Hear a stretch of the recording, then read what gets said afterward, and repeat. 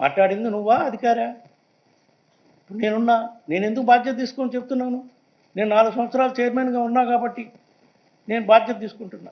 Prove చేయండి అని చెప్తున్నా కదా. ఇటువంటి నీచమైన కార్యక్రమం తిరుమల తిరుపతి దేవస్థానంలో మా ప్రభుత్వం అధికారంలోకి వచ్చినాక ఎప్పుడు జరగలేదు. 5 సంవత్సరాల్లో ఛాలెంజ్ కాస్తున్నాను నేను. చంద్రబాబు నాయుడు గారిని రమ్మనండి, రుజువు చేయమనండి. ఆయన అధికారంలో ఉన్నాడు. ఏ ఎంక్వైరీని వేసుకోమనండి.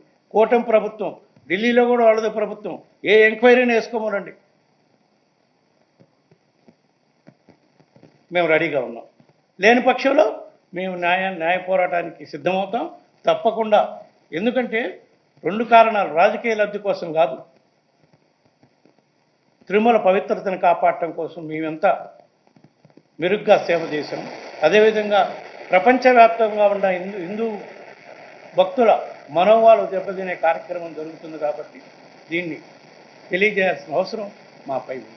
దానికోసమే న్యాయస్థానాలకు పోయి కేసేసే కార్యక్రమం కూడా చేస్తాం.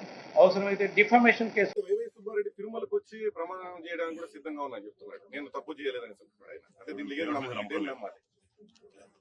ఇప్పుడు సిద్ధమా? నేను ఇక్కడనే ఉన్నా. రిపోర్ట్ క్లారిటీ ఇంకేం కావాలనికి? అంటే ఆయనకి గ్రిప్ లేదా? ఈయోగా ఉన్నప్పుడు ఆయన తెలియదా ఏం జరిగిందో? ఆనాడు ఏం చెప్పారండి వైవి సుబ్బారెడ్డి గారు ఒక మీటింగ్ లో? అవుతే ఏముంది ఒక 5,000 పెంచుదాం, అవుతే ఏముంది 10,000 పెంచుదాం ఫీ, అవుతే ఏముంది 15,000 పెంచుదాం అన్నాడు. అంటే ఎంత అహంకారంగా వివరించారండి. అంటే సామాన్యులు దేవుడి దగ్గరికి వెళ్ళకూడదా? దర్శనం చేసుకోకూడదా? అంటే అడ్డగోలుగా అన్ని పెంచేస్తే సామాన్యులు ఇబ్బంది పడేదానిక? ఆ వీడియో కూడా బయటకు వచ్చింది. మీడియా మిత్రులందరి దగ్గర ఉంది ఆ వీడియో. నేను సూటిగా ప్రశ్నిస్తున్నా, అది చెప్పింది అవునా కాదా? ఎస్, నేను తిరుపతిలో ఉన్నా, రండి. నేను ప్రమాణం చేశాను, నేను సిద్ధంగా ఉన్నా, దాంట్లో ఎలాంటి సందేహం లేదు. ఇంకా రిపోర్ట్లు వచ్చిన తర్వాత నేను భయపడాలండి?